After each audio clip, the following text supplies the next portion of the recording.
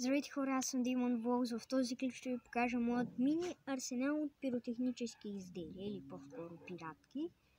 Арсенал за целия декември ще има, включително Нова година, Коледа, рождения ден на баба ми, моят рожден ден. И това са работите, поводите, по които ще гърмя пиратки. И сега ще ви ги покажа, държали тук тези клипчета, и когато се връща тати, ще гръмнем ето тези, които сега ще ви покажа. Ако спре клипа, ще има втора част, просто нямам памет и съжалявам, не съм много, обаче ако спре клипа, просто и така не съм се изказал, ще го проверя клипа, ще го изгледам и ще видя какво съм казал, да се го изкажа. Ако спре случайно клипа, ще има втора част, пак казвам. Просто кутийка, подарена ми от Цецо. Просто реших да си я взема, за да не забравя какви топчета искам да вземам. Празна, няма нищо. Ето.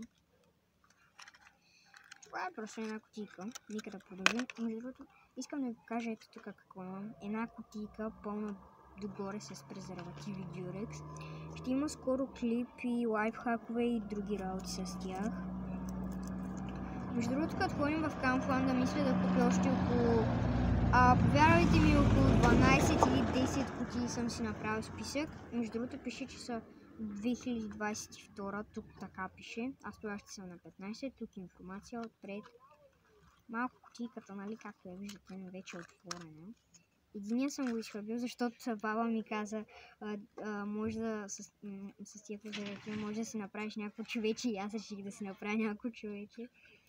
И сега малко странна история, нали. Само да видя какво идва, тренинг и папки там. Добре, сега ще ви покажа една пиратка, която мисля за доста яка, която гърми. Това се маха и... Шит. Ето защо не трябваше да го махам. Пиратка с фитил, която е пумпал и гърми. Така изглежда. Имаше пакетче за 15 стотинки. И естествено няма как да не се разминем без гърмящите конци. Няма да гърмя, защото ръцете тогава много болят, и една изхабена пиратка, която отива директно във водата. Отиди във водата. Сега, колко аржентинки имам? Нека да видим. Тук между другото имам една пиратка, която е... Просто я слагаш на земята и си правиш така кръгла и тя гърми. Значи имам 2, 3, 4, 5... 6, 7. Така, хора, имам точно около 10 аржентинки, както виждате. Май светиха, фастяха и гърмят после.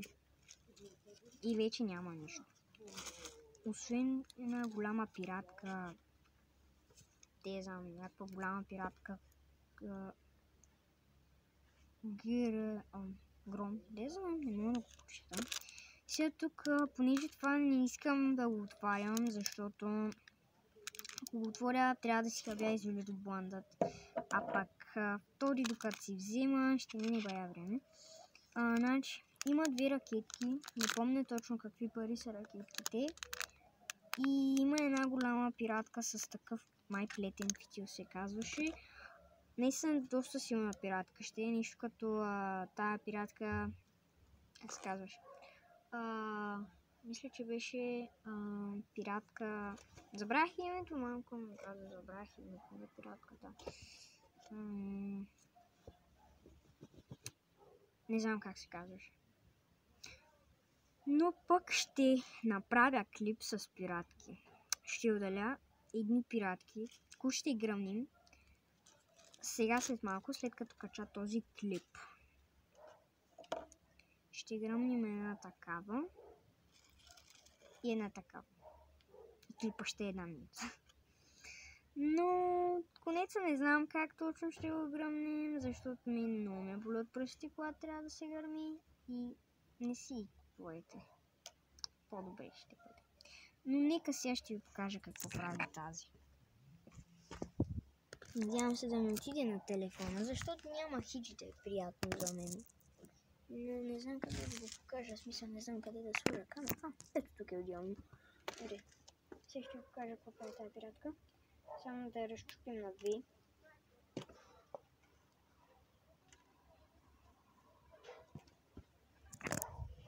Идват хора. Хора, тук що мина Божидар, питах дали ще играем, но за жалост не.